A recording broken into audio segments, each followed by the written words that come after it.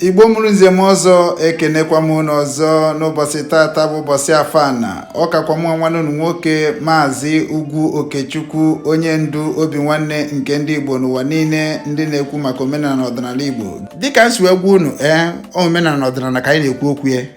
Ọ bụ na ị chọrọ ịmakwu mmụọ abata omenala Igbo na ọdịnala Igbo, gị kpọtụrụ anyị n'Obinwanne Foundation. Anyị na-eme gị integration, mee gị integration mata ihe anyị na-ekwu gbasara omenala Igbo na ọdịnala Igbo. Mana ka o si na-adị, ihe nsị ka m bịa gwuo ndị niile bụ ndị na-ekwete na mụ na ndị niile hụrụ m n'anya na ndị niile mma mgbe m bidoro wee tibe mkpu Biafra site na IPOB nke Nnamdi Kanu bụ onye ndu anyị. Yes, ekwere m ekwe, anọ ga-abụgide onye ndu anyị tụrụ pụta bịa gwa ihe o jere mee na Kenya. And ka o jere na Kenya, gịnị mere na ọ gwarakwana ndị ụmụnne ya bụ DOS na eje Kenya? Ọ maghị tinyekwana anyị na nsogbu na kpuo die na ọrọzie na-edobezi ahụ na ọka iwe mara ha na-alụ. Ọ nọghị nwa ji the word power of IPOB.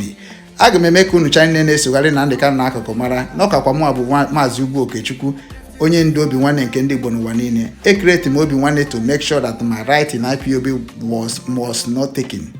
Na ọrụ nrụ na IPOB agaghị onwe onye nụrụ ma Nnamdi Kanu can never ever take it away. Never go and ask question. Ndị mana Igbo onye Obinwanne, ma ndị nọ n'ime spy, ma ndị nọ outside spy. And may bring a draw, and I draw a line now. Either you support Obinwanne full time, ka ije dozi ala Igbo, restore the culture and tradition, dignity of ụmụ Igbo, dịkwa ka ọ dịkwa respected. Either you know with us or you know with us. Na ihe na-ekwu ka na restructure Obinwanne ka na agwụnye. And onye ọbụla bụ onye Obinwanne member, anyị ga-enye gị iwu ị ga-eji wee na support ndị mmadụ.